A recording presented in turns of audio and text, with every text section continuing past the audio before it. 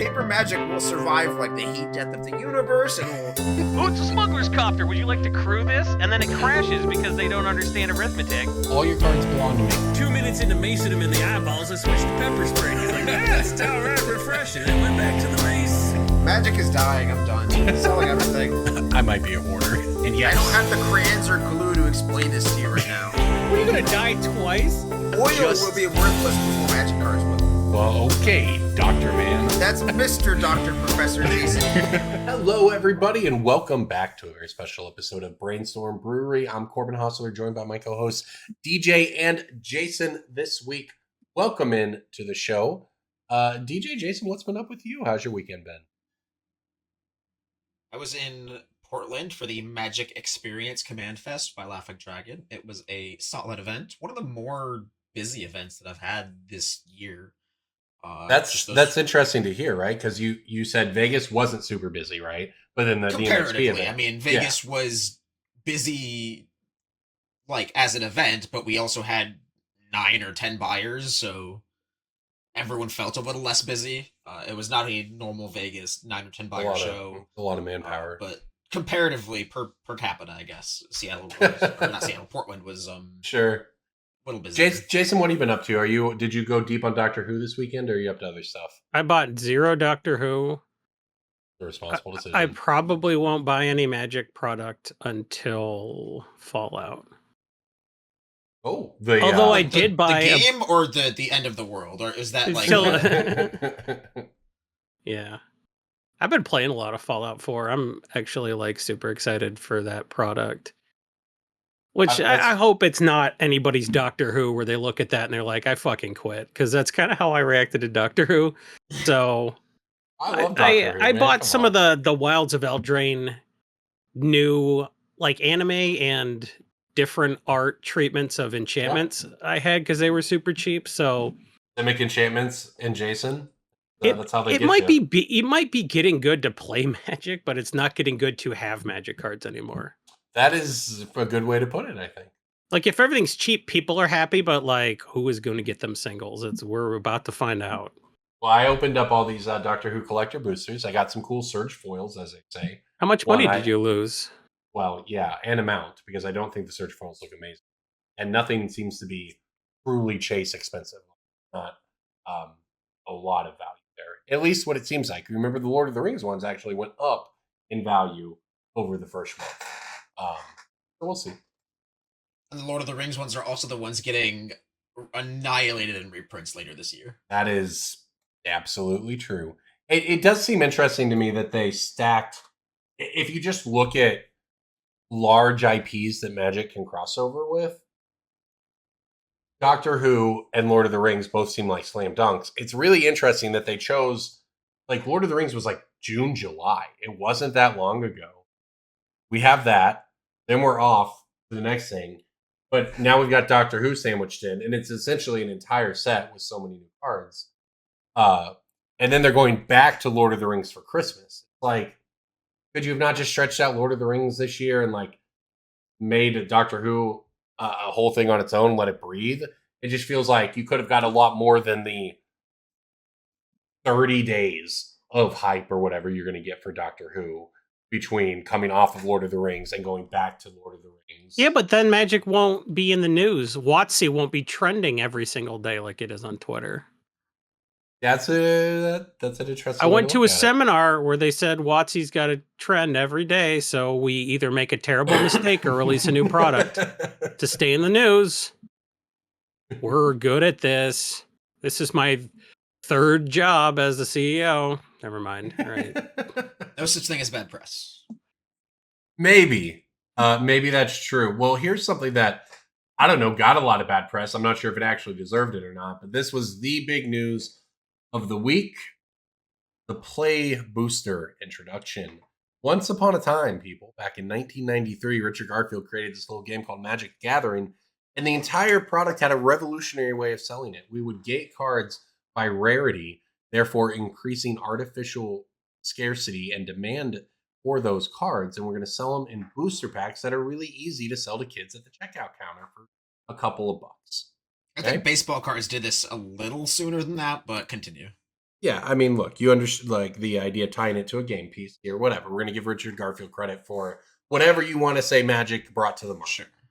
Uh Later on down the line, they decided that hey, maybe we could make a little money from this, and they created collector boosters with nothing but expensive cards. They'll sell for a lot of money. They also, and this is where things get a little tricky, decided to create something called a set booster, which were essentially Boosters designed to be themed. opened, not played. Right. That's yes, absolutely. And they could be themed where the cards shared a certain theme. You'd have a variable number of rares. You could get random cards that weren't in standard. It's a lot. And the existence of all three booster products caused problems because, along with everything else you've seen about Magic in the news, stores were having to choose which of these products were most profitable for them, and they bottom line is the draft boosters have the lowest expected value of any of the three booster products available. So stores would, of course, opt for set boosters, the thing they can actually sell from behind the counter to somebody walking in. And those, of course, became more popular than draft boosters. The effect of all of this is that Wizards saw stores stop buying draft boosters as it, in fact, became the worst product to buy. It became ultra unprofitable. Nobody wanted them. Price support was not good for stores. So enter the play booster, the combination of the draft booster and the set booster, which keeps some of the things about the set booster that people liked, call it Project Booster Fun or whatever you will. It's all these different possibilities of things combined with the draft booster, which I'll note draft boosters in 2023 don't look like they looked like in 2013. You don't end up with a bunch of unplayable cards that you just ignore. And you do end up with a bunch of bonus sheet cards. I played a deck that I went 7-0 with on Arena where the entire thing was like Bitter Blossom Vampiric Rites. And neither of those cards obviously are in Wilds of Elf. So that is an enjoyable experience, but it is not. We've come a long way from what drafting and draft boosters. And now the draft experience will be coming in play boosters, which can have up to 4 rares and mythic rares. They can have all these extra cards we've talked about, and all of this will be legal in the draft. And this is the Wizards solution to the confusion and abandonment of draft boosters. The set boosters, they are now combining those two into one play booster, which will be the new baseline booster product for anyone to buy. This is also coming with a price increase. It has to be. Well, when's the last time there's- they increased the price of a booster pack? That's a good place to start with I this. think it was Lorwyn. I am shooting from the hip here, but I believe it was Lorwyn was the last time that MSRP of a booster pack was increased. They got rid of MSRP at some point and continued raising the price to stores. So depending on how you want to look at that there, like I don't know. The problem is that at some point Wizards stopped increasing the MSRPs. There was no MSRP. All they did was increase the back end price to distributors, vendors, and which therefore would increase the price of a booster pack. But that $4 booster pack line is still sort of the baseline for draft boosters. Now it won't be. Set boosters cost more than draft boosters. And the play booster, being a mix between the two, is going to cost somewhere in the middle. So, Corbin, yeah. I don't know if you remember this, but you were supposed to take a drink every time you said booster in this cast. Yeah, it's like I knew we were going to get into it. I knew it was going to be a lot of discussion about some semantic details. Woo! Wanted to get it all right. But yeah, I don't know. Like, so some people say this kills draft. Some people say this is good. Some people are mad about the price increase. I'm just straight up not having a booster fun time. Something we didn't touch on yet. They are shrinking the size of the list, so you are more likely to get an actual decent list card because it is not booster fun to open up an Argivian Benefactor or whatever that crap It was so weird. card from. The list was like just so some weird. random common from like Tempest. Made no I am sense. an advocate for all of those cards in the list. Get out of here, DJ. Most of those cards are breadcrumbs to help players find ways to solve problems that exist in those in those products. Nope, I do not believe that you don't get this. We are past the point where we get to say Wizards carefully thought out every card on the list and somebody whose job it is meticulously chose all of them to help out Magic. Nah, somebody threw that on a list because they had to every set. Like, Right? there, I don't remember what set it was, but there was a set where like there was a lot of board clog states and like token generation and life gain, and so like invisibility is a very like intentional card on that list. A card that just makes a creature unblockable. Okay, but like also, man, people are mad that they're getting 14 cards. They're like, what about our 15th card that I'm gonna throw on the floor of the LGS, or just like bulk out, or will clog a landfill? Like, really? Just Well, what do you make of the people's argument that these should not, like, you touched on it, the price of a booster hasn't gone up in a long time. This is the price of a booster going up. Sure. At the same time, They're new coking us though. They're like, oh, we did a Exactly. change and we're going back, and then Yeah, that's it's exactly high it. fructose corn syrup in the in the form Because what they did, if you look at it from a business perspective, on the one hand, you can say, yeah, draft boosters are successful. We want to experiment. We're going to do set boosters, right? There's no guarantee that set boosters are going to succeed, right? But I think in reality, what sort of happened is that Wizards made two products that cannibalized each other. One of them was clearly better than the other one, therefore driving the abandonment of the one that, oh, guess what, was less expensive. That's not an accident. And as much as anyone wants to pretend that, like, oh, we just tried out set boosters and it worked, and oh, but it accidentally killed draft boosters and we got to save them now. No, it's not an accident that set boosters cost more. It is not an accident that this is an opportunity to, as Jason said, new Kokyu, where you get essentially the same thing, but you get the price increase along with it. Now, look, that's a stealthy way to increase pricing on a product. I don't read. That said, I do think that the price of the booster pack needed to go up. And I do think that this is better than the situation we had with set and draft boosters. So I think they knew that raising the price of a booster would be like very unpopular, so they did everything they possibly could to just like, let's not take the fact that we want some more money out on like everybody. Let's just see if we can give whales to give us like $2,000 every month. And for a while, I was doing that shit. And well, that's what the collector worked, boosters I appeal to guess. that crowd. And look, there's a really generous interpretation where they did want to do that, but they didn't. They needed to raise the prices because they needed to raise the prices. I don't think any of us disagree. No, because they don't They need should to raise the exist. prices. Hasbro needs money, and Sure. everything else they do is stupid and bad. I'm just saying on the price of a booster pack, the price has to go up. Okay, it just does over time, and the price didn't go up for a long time.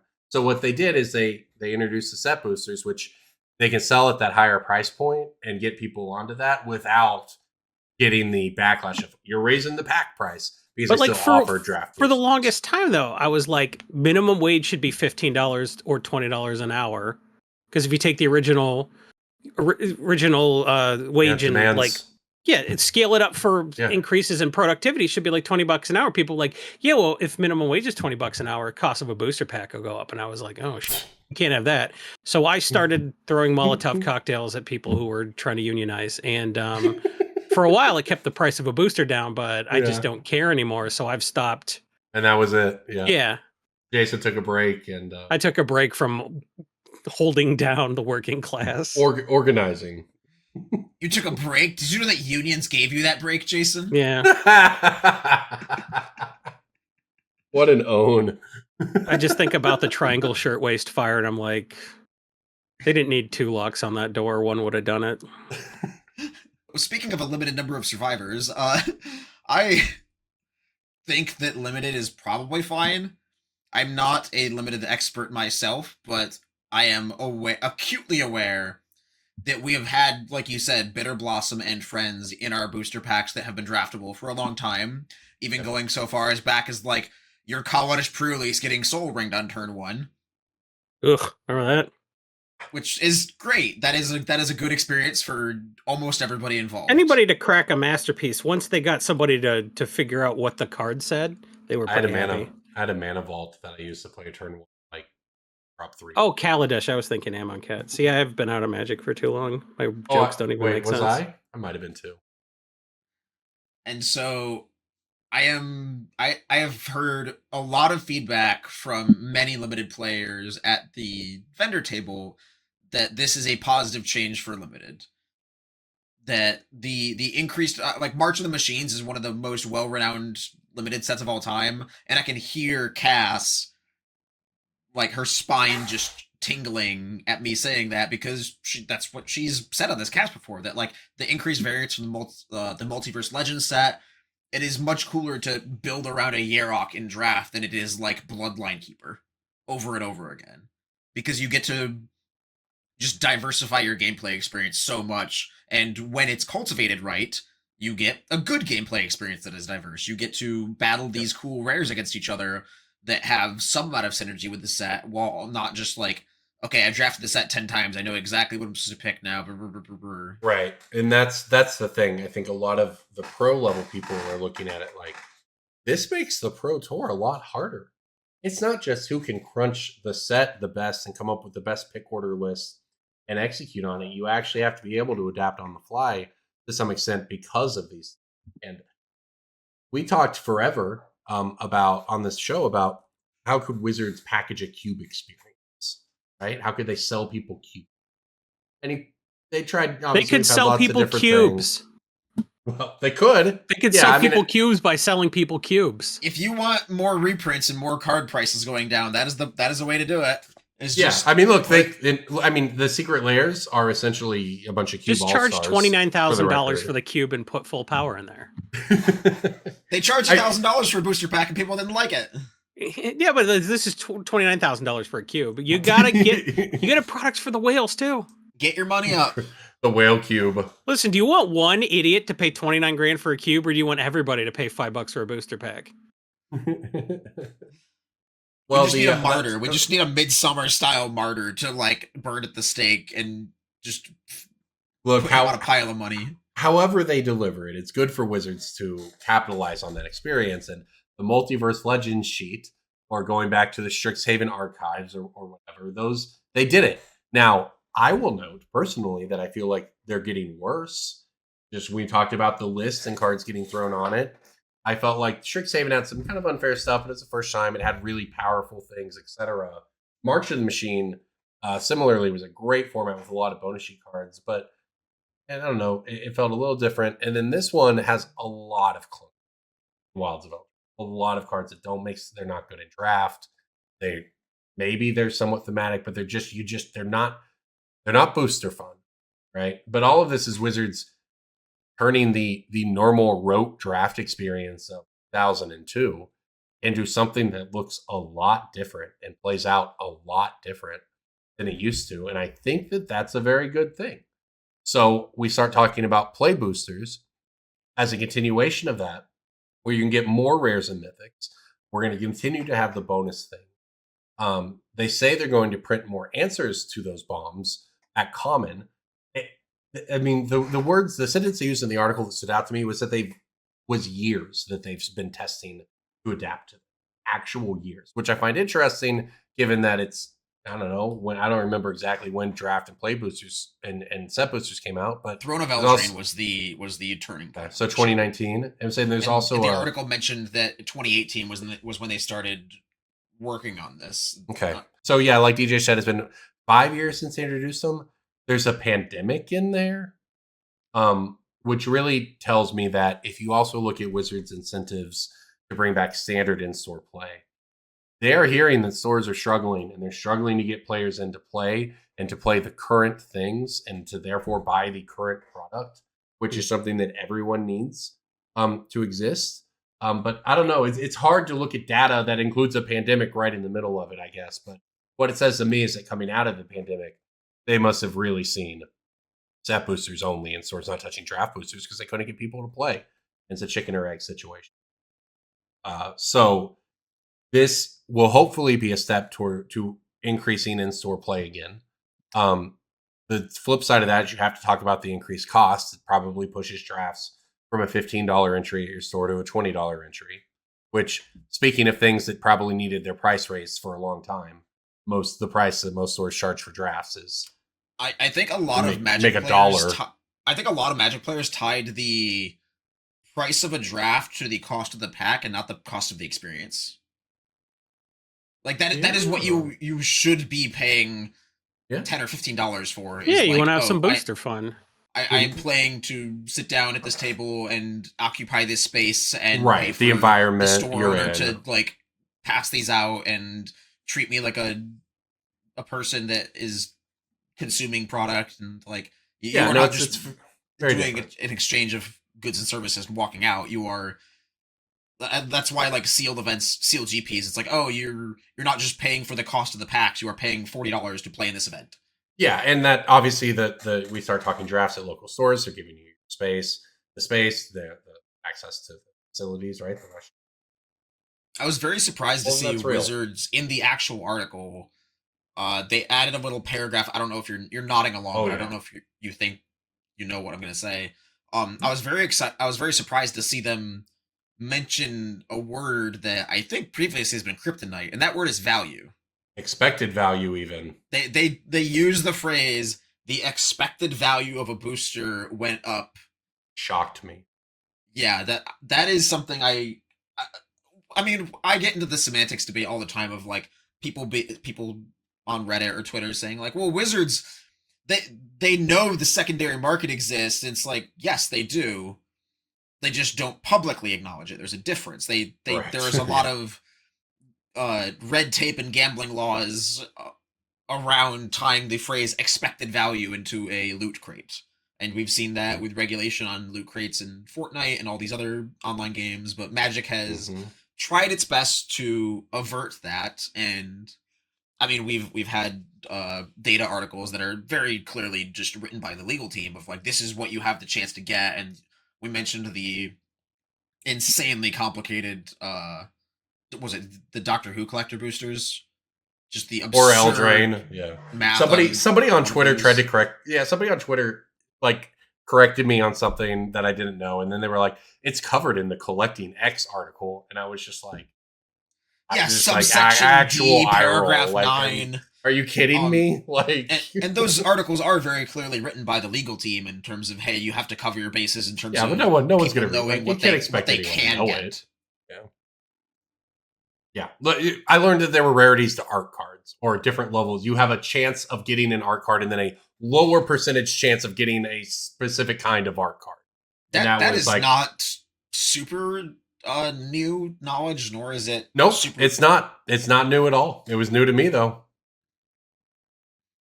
But like, yeah, I don't remember the Collecting X article that first started telling me when there were rarities to art cards in packs I don't buy. Well, they never gave an article that said there were like rarities to tokens either, but we all kind of figured it out. Ah, interesting. When Voice of Resurgence token was $8. Yeah, well, that's a good point. That's a good parallel. So yeah, so I don't know. That's where we're at. That's where things stand. I don't think that this guy is falling. I think this is a good thing. We can debate whether the existence of set boosters and the bringing up the price of the way all of it went down was the correct way to do any of it, but the reality we're in now is that the two product lines were competing, and Mark Rosewater just dropped this in a Twitter reply. Now, it was covered in the article with a bunch of passive language, but dropped in a Twitter reply that draft boosters were going away. It was it. No more drafting Magic if we didn't make this. Because set boosters sold better, no one would buy draft boosters, and therefore we would stop making them, and therefore draft would be dead. If we didn't, I wonder if they would continue it on Arena. They had to, right? Like they would have to. That is a like I said. Now this is something that was covered in the article. They said in the article, quote unquote, stores began the abandonment of draft boosters, is how they put it, and they talked about how they needed to change this for the future. But then Mark Rosewater came on Twitter and just said it in much less passive language. Draft boosters were going away if we didn't make the change, which of course then makes it sound like that removes the control, like it removes any of the responsibility for Wizards for creating the problem in the first place, for creating two set lines to say, oh, well, the market forces are forcing us to do this now. But all of that said, there were two product lines that were cannibalizing each other and hurting each other, and a lot of Magic could probably use some streamlining as far as products go. So with that said, this was a good change. Now, for the people who are going to have to pay $20 instead of $15 a draft, if that's problematic for you, Obviously, that's unfortunate. That's the same way it is with all of these price increases that continue to come down the pipeline. A carton of eggs is $8 though. Like, you get with the times, everything's more expensive now. Like, Yeah, eventually, a booster draft is going to cost $20. I don't like that they're doing this, but I don't like that anything they're doing. So it's fine. I think getting rid of an unpopular product and solving a problem they created, it's not good, but it's less bad than not solving a problem they created. So thanks. Yeah, and look, Right? coming from Like- the store owner perspective, and this data would obviously be a couple years old, but we were running drafts at 50. And I think we made like $1.50 or $2 a person in the, you know? So when you're paying Yeah. someone to sit in the store and run a 10-person draft that you're making, now the event itself, obviously you're going to sell things to people, blah, blah, blah. You're making $20 to let people use a table space and be loud. An and LGS bug is their a candy employee store, right? Yeah. You break even getting in the seat, and then they buy Skittles, and you're like, I made $1. That's Yeah. I mean, we made better margins on bottles of water than we did on drafts. Yeah. Like, you know, it's so like the price increase sucks all around, but yeah, it's not the LGS. That's Well, and I got into Magic as a financial thing because I needed to afford the game, and I think a lot of people do. I think a lot of Yeah. people get into the keeping update on the prices of cards. A lot of it just comes from I need to make this hobby more affordable to me, and that's why this podcast started. There's a whole lot of backstory to that, but like that still does exist, and you still have the ability to invest your own time if you can't invest your money into mitigating the cost of these drafts. Rare draft the Bitter Blossom instead of taking the red card that's good in your deck. That is level 1 to this, but also scouring the draft table for the what's the card called? Play with Fire. Like there are these avenues that you can use that we try to provide to make the cost of your experience less of a hammer if you are in that situation where you need the help. Like Magic Finance is still a way to make the game more affordable. And if you're a Magic player, booster drafts aren't. The booster drafts aren't the problem. I mean, $20 a week is a potentially expensive hobby for a person. I get that. Anybody who buys a box from me and then sells me like all the singles from it for way less 2 weeks later, like the $20 booster isn't the problem. It's just okay, well there's one other aspect of this that's interesting, and this was kind of hidden. As a part of all of this, they are reducing the number of commons in this. Great. Good. Yeah, sure. Yeah, agreed. Great. Because you can also now get more rares in a pack than before. The average number of rares per pack has gone up, and that number has gone up more than the price of a pack. So the math works out, at least, if what smart math people have been telling me is correct, that this will actually lower the amount of dollars spent per rare entering the market. Which, if money spent therefore stays the same, this would result in more rares entering the market, therefore even lower prices on those cards. Yep. Cheaper rares, more expensive packs. Enjoy that. Us, I guess, stores.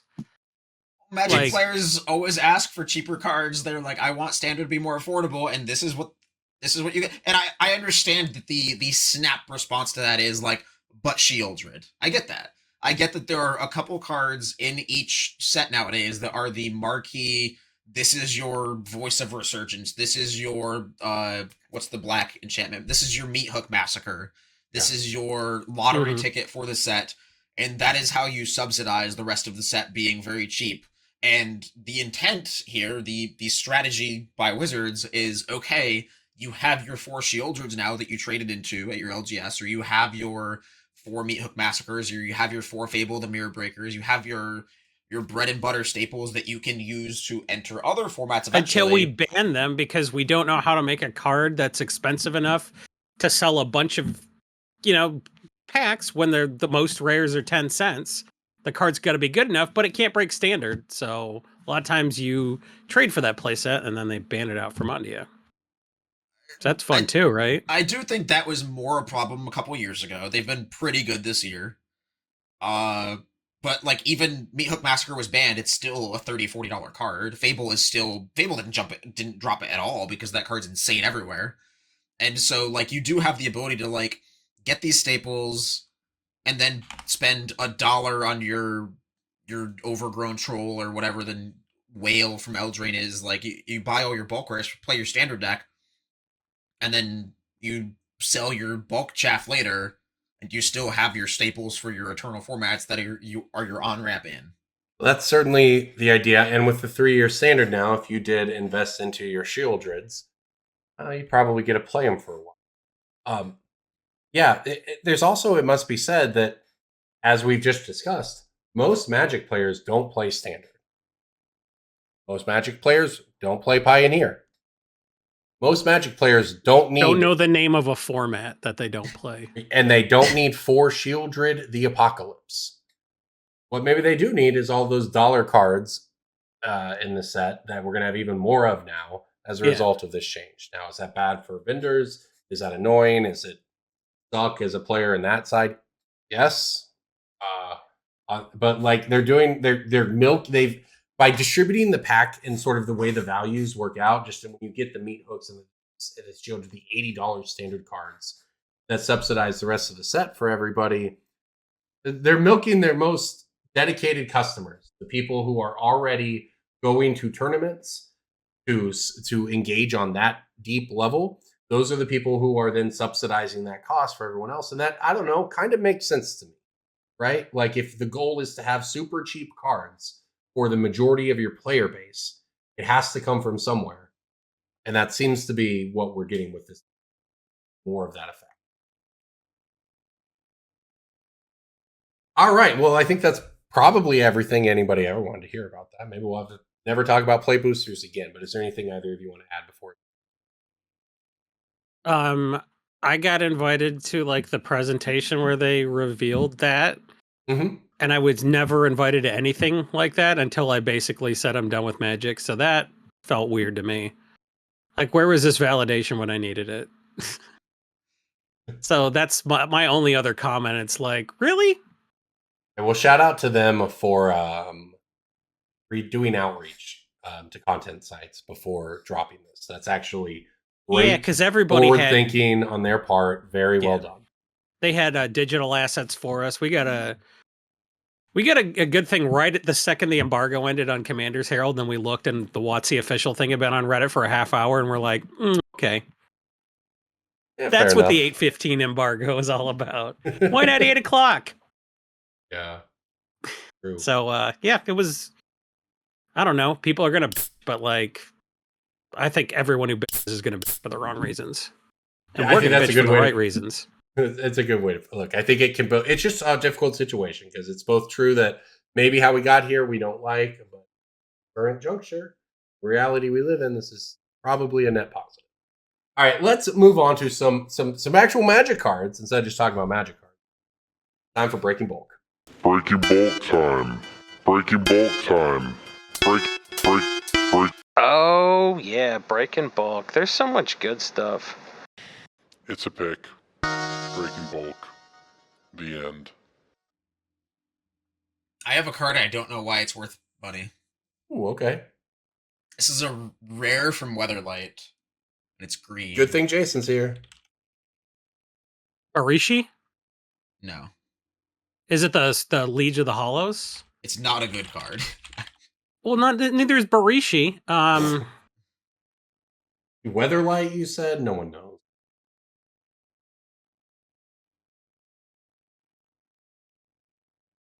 Weatherlight, man. Jason, there's a Miri there. What's the rarity? Rare. That doesn't help. The worst. Did they even have rarities in Weatherlight? Was everything rare? I mean, they did, but like, There's you no didn't expansion. know. You didn't know it. Symbol. Yeah. Is this its only printing? Was that set? Yes, it has to be because it uses a very weird mechanic. So I 99%. Oh, sure. okay. We're getting somewhere. Jason's got a weird mechanic. What mechanics are in that set? Is it cumulative upkeep? It's not like a named mechanic. It's just a. Get out of here. I don't know how to describe that without. All right, just tell him his machine wins again. This is Fungus Elemental. Oh, I was just gonna say that doesn't have. It's the same thing as Wood Elemental. You sack a forest to make it bigger. It's hilarious. And it gets +2/+2 counters. Yeah. So, but only the turn you play it. It's basically a fixed Wood Elemental. That might be why it's. What is this worth? Who's paying on this? TCG market is above 50 cents. And it plus has two, actual plus two sales counter. data. TCG market has gone from $1.10 a month ago to 40 cents today. Yeah, I don't know why, but if you look at the recent sales data, for somebody is buying this card like roughly once or twice a week, and I don't know who. Look, it's got counter synergies, obviously. It doesn't even have trample. It is a very, very bad card. It's a sacrifice outlet. Come on. These are all good things. I can't wait to only if set it all came my into forests. play this turn. What the hell? I just read the second. Yeah. What the hell? Weird card. Okay. All right. I'm going to come in with a green uncommon. You know what? I almost thought it was downdraft just because downdraft is one of those cards that people back in the day were like, oh, I can use my Tika's Dragon and make it a non-flying trample rampage 4, and just like that kind of design space was cool, and then they never bothered with it again. I thought maybe somebody broke downdraft and like EDH and some Doctor Who bullshit where they're like, oh, if a creature loses fly-y, then it gets to do a timey-crimey. I don't know, man. A timey-crimey. Nice. Jason, it's a fun show. Your kids might like it.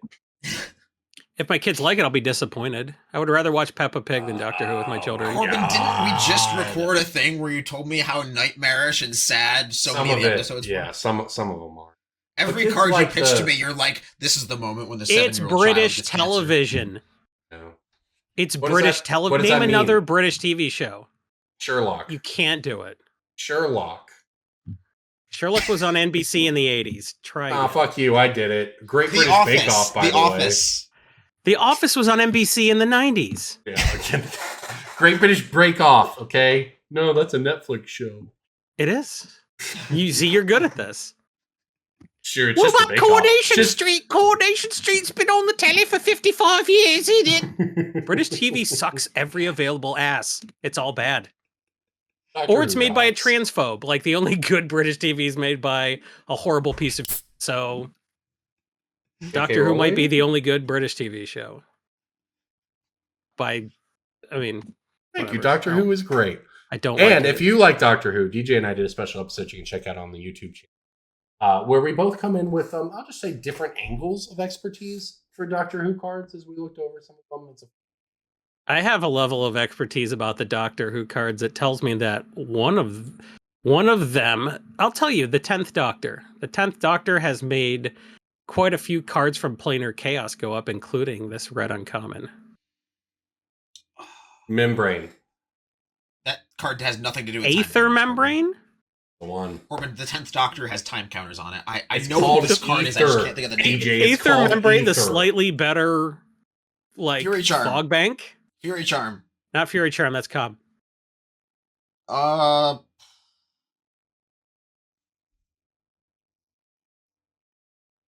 Psychosis. The You're gonna say it, I'm foil gonna be of this mad. tripled recently. It's one of those. You're gonna say this, and I'm gonna be mad. What sets it from? Planar Chaos? Planar Chaos, but it didn't end up in Time Spiral Remastered. That's why it's, not garbage like Jory's Time Bug and Clock Spinning and all the obvious stuff. There's Yeah. some really, really good timey-wimey counter stuff. I bet there is. I don't know what I've it just is, been though. saying that to pander to people because I always get a lot of likes when I do it and I feel dirty. About saying timey-wimey? Yeah, But when you, I when do. you It's- use it to describe Planar Chaos cards, it makes perfect sense. I will begrudgingly I surrender. feel and then I feel slimy-wimey when I make that joke. Timey-wimey. Stop! You guys need to stop making your rhymey wimies. What's the card? Time crafting, baby. Oh, I know it. Yeah, it's the X spell. God, I knew it. I was It's like, the I X know. spell. I can picture it, but I couldn't Yeah, manifest it it's in on the my vision board. Yeah, being a visual-based learner sucks because if you tell me like a card from like an older setup or like a newer setup, be like, oh yeah, there's a gold expansion symbol. But if you tell me like it's a Weatherlight rare, I'm like, Yep. So as a white expansion, like that's I just like am learning this year that I've been terrible at everything because I have a visual memory and I don't remember things like that. Whatever. Life is hard. Time crafting was hard because you guys didn't get it. You're stumped. This is also like a $5 foil that's like currently selling on TCG Player for more than that. So I think the foil could be about to pop off again. Not in Time Spiral Remastered like a lot of those 10th Doctor cards are. Your clocks spinning, your Rifts Elemental, even Sphinx of the Second Sun, which is super good in that deck, got a reprint on the list. So anything that's been left alone. I had another one. Hang on, here's a bonus breaking bulk of Bonus the week. breaking bulk. Bonus breaking bulk of the week is Reality Strobe. That's another one that didn't get hit, and that foil, it looks like it's about to do some stuff. I mean, 40% of the 10th Doctor decks are running Reality Strobe. It's like the 5th most played sorcery. You should Return. pick I'm gonna those look out of this your one bulk. up. Return. And if you got a permanent foil bonus somehow, hand. even better. Oh wow, this is so Reality Strobe is like the cycle that's in the Doctor Who stuff, like rousing, refrain, rousing, whatever, or it's the refrain. Yeah, cycle, it comes I think back it is. suspended. Yeah, so it just keeps happening, and this is an old bounce version of that. I didn't even know that was. This is why Planar Chaos is fun. I didn't know that was a mechanic they had actually used in the past. I thought that those refrain cards were the first time they had done it. I love these cards as teachable moments. Because almost every single time a newer player reads it, it's a wait, does this yes conversation. Yep. Like they're just no way. It's infinity. The card is infinity. It's just you just gotta wait or manipulate it, and that just sparks so many brain cells for people.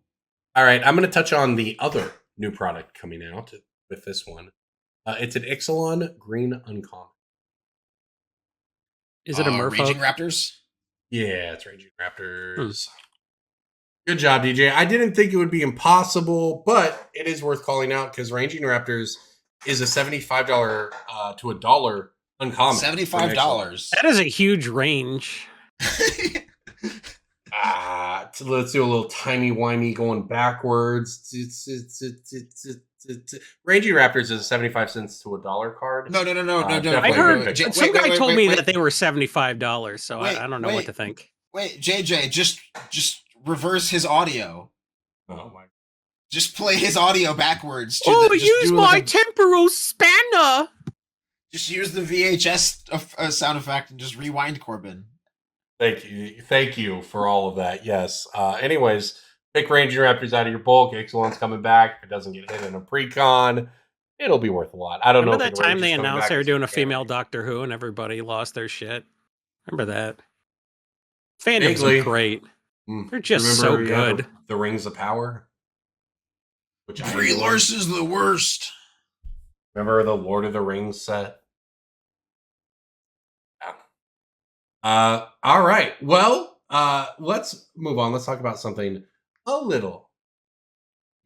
Jason, we've seen all kinds of Doctor Who things hit Commander, as well as the last two sets, which we haven't had you here for a bit. So I just kind of wanted to pick your brain on what you're seeing people gravitate towards over in Commander, sort of over the last month or two. Well, in the entire product in its entirety, there are 76 legendary creatures. 10th Doctor's like the big one this week, but like I think so far overall the one built partnerless the most is the Master Multiplied. I think that does a lot of cool stuff. So you get another no legend rule thing, which means it probably goes in some of my Rakdos decks. And it has Myriad itself, so it's kind of fun. A lot of people are playing River Song, so anything you find in your bulk that puts something on the bottom of your library, there's like a couple lanterns and there's like Mirrodin block that does that. You should buy or sell or doors. What? Buy or sell what? Doors? Buy or sell or doors. Buy or sell or doors, yeah. Do you want gravy on that human foot? All right. So people are just. It doesn't really matter what the cards do as much because people are like, "Oh, I didn't like the Eighth Doctor, Right.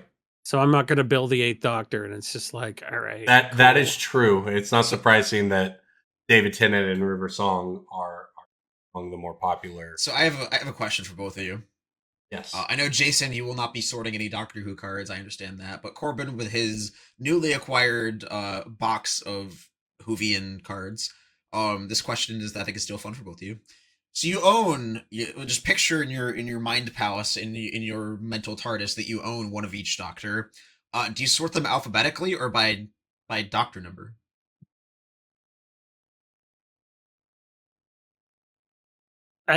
Well, what's the? Isn't it by the set number that cards are organized in a set by set number?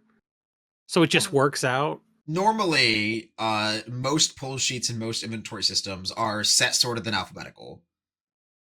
So normally you would put the alphabetically first Doctor first, which I think might be the 8th, just off the top of my head, alphabetically. But so if you're sorting away your Doctor Who cards, which one do you put first? It's Do a you put real the first question. Doctor first, or do you put him at the start of the Ninth all the- Doctor. You put the Ninth Doctor first because that was when they rebooted it and the show stopped being Well- like, "Hey, we found a bunch of dumpster and like painted it silver. It's a robot But it didn't. now." It actually didn't stop being that. That's exactly what season 1 was. Yeah, that's why I'm saying the Ninth Doctor. They kind of got a budget. It had more of a budget than it did on Granada Studios in the yeah. 80s or 70s when there were Doctor Who episodes that they like had to go to someone's house and be like, "Oh yeah, I recorded that on my VCR." And they're like, Yep. "Oh, we erased the tape of that episode so we could use the tape again." That's what they did. Yeah, literally in the 60s or whatever, they Unreal. re-recorded over the old original Doctor Who tapes. That's what I was explaining this to DJ. When we did the special episode. That's what I'm saying. People don't go back and watch. You understand? Like the recordings don't exist for some of it. And in addition, Well, the if you ones want to that do watch exist- 1970s British television commercials, I guess that could be fun. It's literally some dude's VHS that they like bought from him. That's what I was trying to explain to DJ. That's like, this is not it. This is like the only show where even like quote unquote hardcore fans, you don't do it. You just write it off. The show started with Chris Eccleston. Everything else is just It's unwatchable also. Yes. I'm a little hostile. I had a college roommate who's like the biggest Whovian in North America, so like it was just too much. Oh, so going back to my question, what do you do, Corbin? How are you What gonna do sort I? these? So what do we do for the doctors? Yes, to You answer sort your by question. their number. I think the answer is you sort by their number, but I don't Their set like number. it. Like Seventh Doctor's 158 in the set, Ninth Doctor's 148. You just put them in that order. All right, Jason says that. I say probably that as well. Because look, I understand the question. Should you put them in numerical order of the doctors? But the point is, if you make a process exception, you got to make a process exception. And So everyone then, are has you to know just about it. shifting? Are you shifting your entire inventory to be sorted by collector number? Then We've been making exceptions every set. There's some new. It's like, oh, here's an extra SKU, or here you got to Well, sort this yeah. upside down. There's always bullshit. This is just Yeah. different bull. Yeah, I think you put all the doctors aside, and I think you sort them by their doctor number, which I think would be the collector number. I think I put them in Wooberg order, and since they're all two colors, It's you very put them in timey-wimey. the order of the first color, except for the Simic Doctors. You put them in blue between blue white and blue black. I'm just gonna throw them all in a box myself. How many doctors are we talking? Are we talking War Doctor, Fugitive Doctor, that kind Well, of shit? see, or just that's the one question through- for DJ. I don't think so. No, That's the question for DJ, right? He just means the cards that are called the numerical number doctors. doctor because they're all going to be next to each other in the sort. What if English because is it's your all first the language, something not your doctor. first language, and you don't know that Fugitive isn't the number for 15? or Well, something Corbin, like they're that. not going to be next to each other in the sort because there's a bunch of other cards in the set called the. Are they really? That's funny. Yeah, we went over this earlier. It's like The Day of the Doctor. You're right. The necro. Yeah. Yes, you're right. There are a bunch. so. Huh. Then you. I'm more in favor of your throw all the doctors together strategy here. Because like I think you just have to try both and assign two people and like blind test it and see Just which another. yeah, you have to like figure out which employee can pull which one faster. Jeez, Like, just okay, a nice fun. These are all Fun. doctors sorted by collector number. These are all doctors sorted alphabetically, and you have to pull the 8th doctor first. Like, I think the first one wins. What a fun question we get to ask ourselves now. But hey, I Was think it Doctor that Who is slow a part magic week that we had to spend 15 minutes on that segment? There's a bunch of Doctor Who this week. That's what I was up to. I went and played in a Commander Party release for Doctor Who. Before a concert, I was out of town. It was great. I went and did the Go see random Imagine EDH. Dragons again? I did not. I went to NoahCon. But I went and played, So you did see them at one point then? Because you said you didn't see them again. I did not. Um, I mean, I've seen Imagine Dragons, just not in concert. You weren't Hmm. clear about what you were asking. Like, I I've seen guess- YouTube videos of Imagine Dragons. I watched them do the Pokemon fight video. They're just the perfect band for corporate bullshit. It's new Nickelback. It's like, we have a new product. We want people to think the product's cool. Can we Yeah. have some like rock music? Who can we get? Somebody that has controversial stances? Can we get a band that isn't all socialists? Oh, it's like one band, cool. We're making Thunder. arena rock for Fox News to use on their bumpers. We did it. Thunder. I actually don't remember. Anyway, the What was point the is, League of Legends song? Didn't people like that though? they did kind of. Warriors? By I- people, I mean you and DJ. it was No. Warriors, right? Warriors is not a good one. It was a big deal because it was like at the peak of Imagine Dragons and League of Legends. You know, It was like the second or third world Imagine song. Dragons has peaked yet. Implying Imagine Dragons doesn't have another fucking stellar album in there. like they're another one. You say so. Which one would you say was the most stellar of them? Oh, don't make me pick a favorite Imagine Dragons album. Okay, yeah.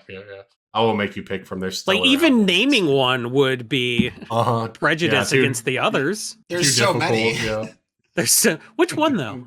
yeah. All right. Well, before we get out of here this week, let's round it out with a little more magic finance. How about some pick of the week? Pick of the week, pick of the week, pick of the week. Time for the pick of the week.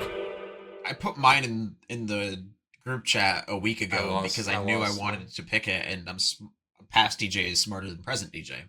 So it is a Modern Horizons 2 rare. I think it's a very good pickup going forward and all the typal stuff. I am talking about Patriarch's Bidding. This card was originally an Onslaught, and it got reprinted a few years ago, and it just completely crushed, got turned into a bulk rare. And it has climbed out of the graveyard back onto the battlefield. It's a few dollars Because it's a now. Patriarch's Bidding. Yeah. Yep, makes sense. And Pick even up. though it allows other players to bring back their stuff too, as long as you set it up right and you have the bigger pile of creatures to just slap onto the battlefield, it is very good. I have also noticed that this card has a direct premium, sometimes selling as high as $7 or $8 for the Modern Horizons 2 version, and the Onslaught one doesn't sell nearly as much or as frequently, so I would just get a brick or two of the new version and wait. I don't think this is a card that very easily goes in a commander precon. They would need to go back to creature type commander precons Or inventing a new product. or We inventing a new never product. say that. It's always something we could not possibly have anticipated. Yeah. DJ, Hey you guys, just remember handled all my signature cards. spellbooks? How many safe Yeah. reprint free things just ended up on the list or some bullshit you find in my collection? Just how many times have I gotten my dick ripped off? Oh, there were 73 snuff outs, I think. That one was in the Doctor Who Commander decks. Yeah. That's brutal. It's so I've Well, been there DJ too, used Jason. his TARDIS to wait until they got reprinted to process my collection. I You gave mean you those what? He stuff waited- notes weeks before you pressed Yeah. them. Well, Just you had saying. literally 4 days to wait on this card that got reprinted for the first time in however many years. Come on. It's okay. Card Kingdom's taking the bite on that one. Oh, you got him off in time. Oh, There you got go. them in time. Nice. All right, I'll wrap it up here. I'm going to go with a card that has been reprinted a lot recently, and despite all of those reprints, it's $10, except for the new version of Heroic Intervention. I was just gonna say Heroic Intervention. The second you said Yeah. it's $10. Yeah, Heroic Intervention, the new version is only $5. So you take this, maybe even lower, right? Closer to 4 in some places. It'll get so reprinted again, I think, before. Well, it's that's the $5. way. Well, right. That's the way to look at this now. Is it's $5. The new version is $5. All the others are $10. Wherever they came out, when they were printed or whatever, they're all $10. So either they're all going to continue coming down with this, or maybe it goes a couple months without getting reprinted, and this $4 price point on a Universes Beyond extended art, even if you wanted it, Heroic Intervention is just going to be. So if nothing else, it's a call to pick up your Heroic Interventions at the half price discount. That's one of those cards that it can just be really annoying if you want them in a lot of decks, but you don't always have a bunch of them on hand, because in the past it's been even more expensive. So definitely a good reprint on their part, and definitely one to pick up if you play green in Commander. All right, Jason, you get to wrap it up this week. What are you? But you said looking at? you were going to. I know. You're not supposed to point out the mistake, though. You're supposed to let it slide, and then no one will notice. Hey, guess what? Last time I said I was going to wrap it up, it didn't. I have a 4-year-old now. Oh, so what are you looking at for pick of the week, Jason? I actually mentioned Sphinx of the Fifth Sun or whatever that card is earlier. That was going to be my pick of the week, but like the more I think about it, the more I think a cheaper buy-in is going to be good. I can't believe Determined Iteration is still under $2. It is it's sick. You populate, and it's the color where you want to be populating like one big token, because it's going to be, it's going to be an artifact you brought back, or like Feldon made a copy of something, or like I think Determined Iteration is sick. But I also like Delina Wild Mage. Since I don't do this podcast as often as I used to, I'm throwing out bonus picks. I really like both Determined Iteration and Delina. And I'm that's on the backdating basis them, of Jason. the master. What's that? I'm backdating them. You're good to go. Keep Yeah, them coming. go for it. So the Master Multiplied is the deck that's making that kind of Flame Shadow Conjuring Feldon kind of shit like really good right now. It's very popular, and I really just like running a bunch of stuff with Myriad and, breaking the legend rule. I love doing crap like that. Unfortunately, the deck kind of builds itself. Like all the Doctor Who decks, they seem like they build themselves. It's like, well, put everything with this keyword in it and put in 35 lands and you're done. So Blade of Selves is the one that continues to sell well too. Oh yeah, and it got so cheap too. Like the thing about Blade of Selves, it was good because I recognized it would go way up, and then it did, but then no one was buying them because they were too expensive. So that is what happened. cheap Blade of Selves is, good for everybody. Blade of Selves, by the way, it peaked at $30. Yeah, that was when I bought out the Red White Commander Precon from Amazon. Yeah, it peaked Does at that also $30 a had- year and a half ago. That also had Urza's incubator in it. Urza's Incubator, Fiery Confluence, yeah. Gisela, Thought Vessel was $10 at the time. That was Now Blade of good Selves payday. is $4. Not Gisela. Gisela's a black card. What are you thinking? No, Gisela, the angel. Yeah, Gisela the Broken Blade. Oh, what am I She's thinking? $15. Giza. Yeah. God, there's You're too thinking many. Giza. It's like a Robert Jordan book. Everybody's got the first name that starts with the same letter. That is a very specific cut that I'm sure somebody will in the comments will get. Well, Shout outs. people are always saying, Tolkien or George R. R. Martin. Robert Jordan needs some love because I've come around on that Wheel of Time show. I really hated it season 1 because they changed a bunch of shit. I was like, I don't see why they had to change that. And then season 2, everything made sense. So it's good now. Interesting. So that's cool. Not watched it myself or read the books. Well, if you haven't read the books, there's no reason not to watch the show at that point. Because Rosamund Pike is in it, and they're like, yeah, we're not Game of Thrones. We're not going to kill Rosamund Pike season 1. She's in the show forever.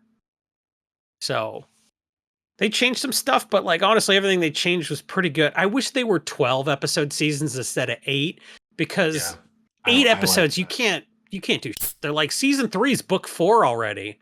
Yeah, I also like a 12 episode or a 10 to 11 episode block is something better than 6 to 8.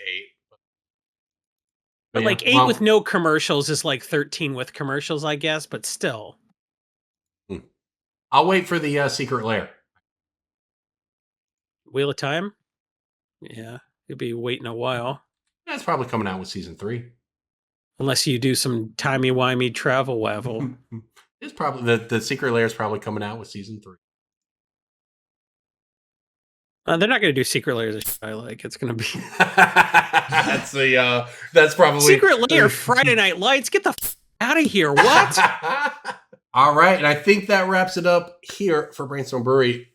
Thank you, everybody, for listening. It was nice to have the original crew back here together. Cass wasn't able to make it this week. She'll be back next week. Cass isn't avoiding me. He said, though no one had asked. Yeah, it's not like a divorced parent situation. It's like a lot of ego feuding. Yeah, I'm the funny one. We will. It'll work out. Schedules will work out. We will get all 4 of us on here.